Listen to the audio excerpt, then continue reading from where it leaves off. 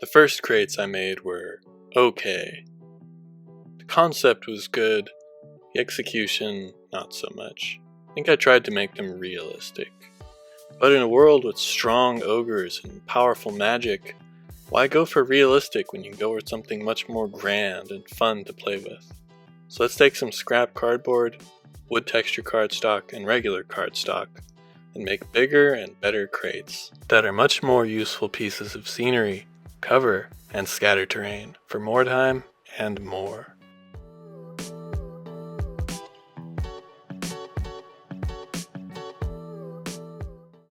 Hello there.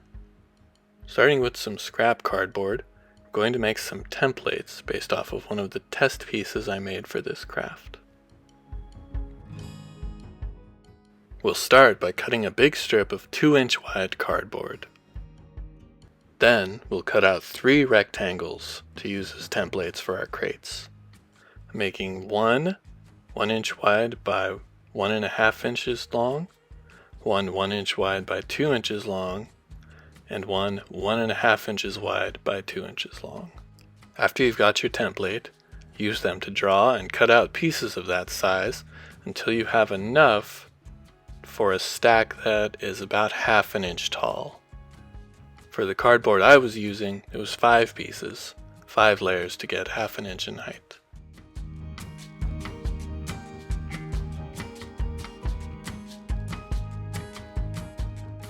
Both hot glue and white glue work well for these. For the sake of speed, I'm using hot glue today. And we are simply going to glue our pieces together until we have a little block of cardboard.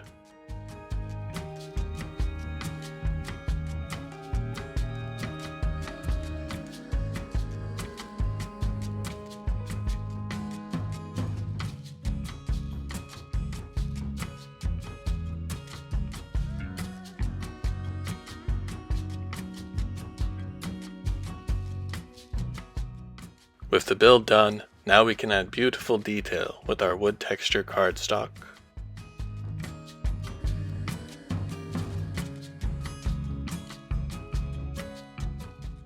We'll cut out a lot of planks with our scissors. The thickness will be a little different between each board, but that will look good for variation. When your planks are cut, we'll glue them on with white glue, because this will give us time to work with them and make sure we arrange them just how we want them to look. I probably used too much glue on this first side.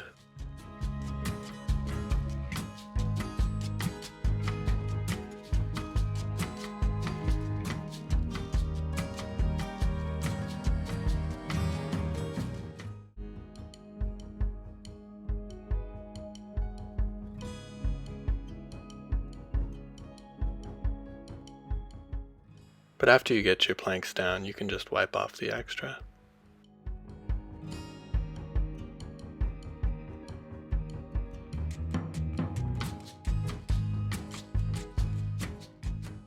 After you've got your first 2 sides done, you can trim off the overhanging planks.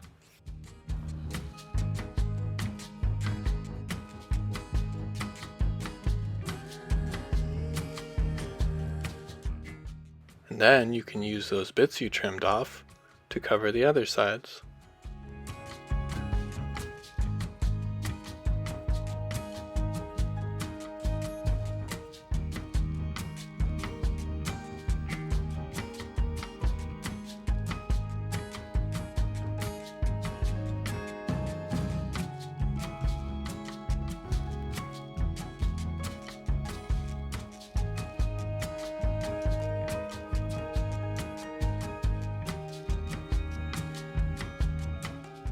After your crate is all wrapped up in the boards, we're going to take some thin strips of regular cardstock and glue them around to represent metal banding.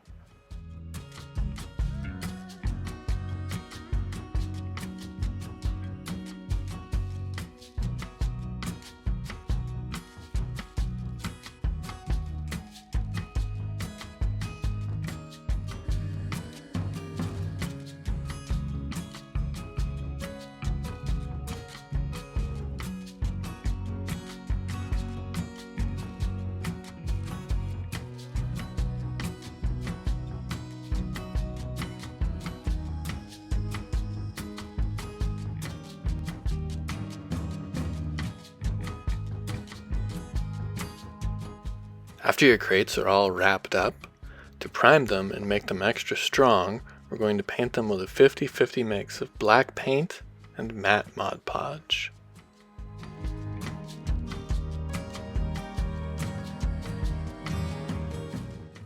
I usually paint them half at a time, holding on to the dry half, painting one, then setting it down to let it dry, and then an hour or two later, coming back and finishing, painting up the other side while holding on to the now dry side.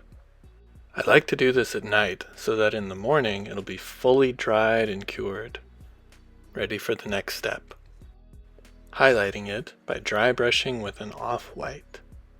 So get a brushy brush, load it up with some of the off-white paint, and brush most of it off on a towel before you begin highlighting your piece. I do this for two reasons. The first is that the highlights let us see the details we made, and that makes it easier for painting. And then the second is it provides a perfect base coat for what I've found to be an amazing and easy way of painting wood, and pretty much everything else.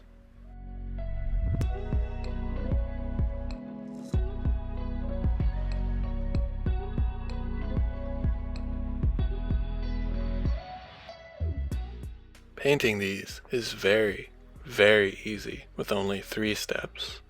Step 1, paint the wood areas with brown.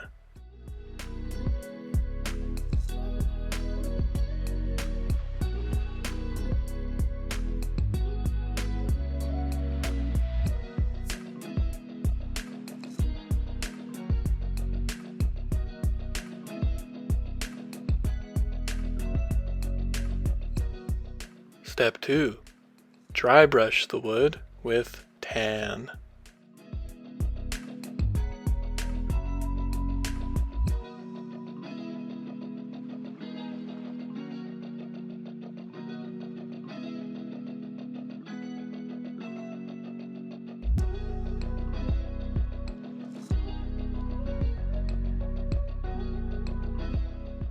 And step 3, paint the metal parts with metal. It would be better to use a small brush for this, but I didn't think to. I was just excited to make the video.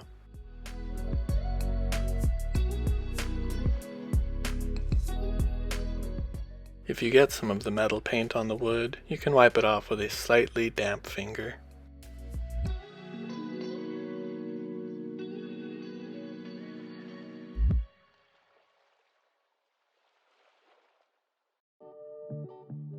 In my opinion, these crates are a huge upgrade from my first ones.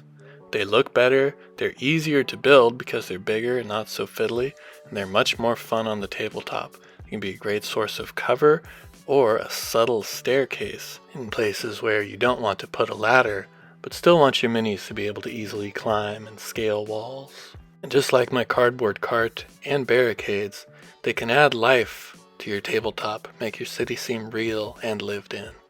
Thanks for watching, my friends.